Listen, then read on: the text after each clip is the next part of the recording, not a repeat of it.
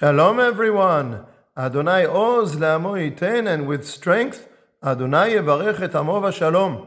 Parashat Ki-Tavo Tafshin Pei Daled. I'm not sure in which of the following two situations I feel more uncomfortable. When someone says to me, "We told you so," or if I find myself being the one who's saying to someone else, "We told you so." But we told you so. We look at Parashat Ki-Tavo and the Haftarah from Yeshayahu, and one of the psukim in the Haftarah says, "Ufachad v'rachav levavech," your heart shall be fearful and broadened. There are situations where your heart should be both fearful and broadened, meaning everything is good and very happy. If everything is good and your heart is broadened, why should you be fearful? Because the Torah warns us that when everything is good, you might be missing something, you might be taking things for granted. Even if you're thankful to Hashem for all the good that you have, you might be not noticing some mistake, some very serious mistake that you're making. And all of the tochecha, all of the warnings in the parasha might be fulfilled, and you should be fearful about that. While you are happy and your heart is broadened, your heart should also be fearful.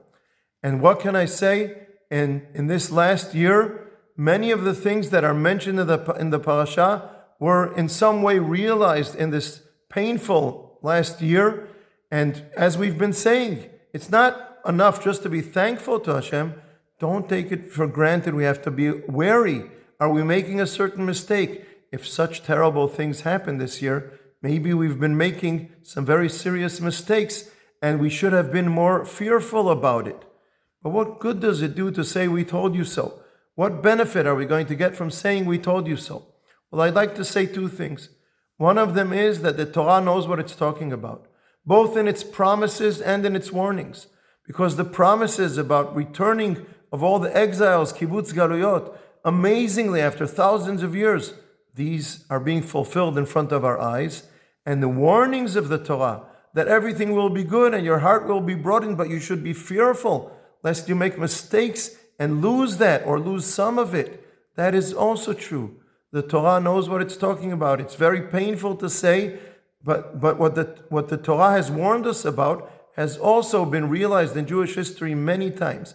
People ask, why does this happen again and again in Jewish history? And the short answer, which needs to be detailed and broadened, is that Hashem does not give up on us. We have a universal mission, and Hashem does not let us just fall apart. If we start falling, Hashem stops it with painful measures. So not so that because Hashem doesn't want what's good for us, because Hashem wants us to stop our fall and awaken and pick ourselves back up again. So that's one place where we see the truth, the emet of the Torah. The Torah knows what it's talking about. Listen carefully to what the Torah has to say. And I would make one further point. Just like in times that are very good and your heart is broadened with happiness, your heart should also be fearful. Well, am I missing something? Am I taking things for granted? Am I not being careful about something that might cause me to lose this happiness at the time where things are fearful? In a year where so many fears have been realized, it is also important that your heart should be broadened. Not everything is bad. There is so much good. There's so much blessing. There's a lot of happiness to have in our situation. At the times when your heart is broadened, be wary, beware. Also leave room in your heart to be fearful. At times that are fearful, leave room in your heart for your heart to be broadened with happiness.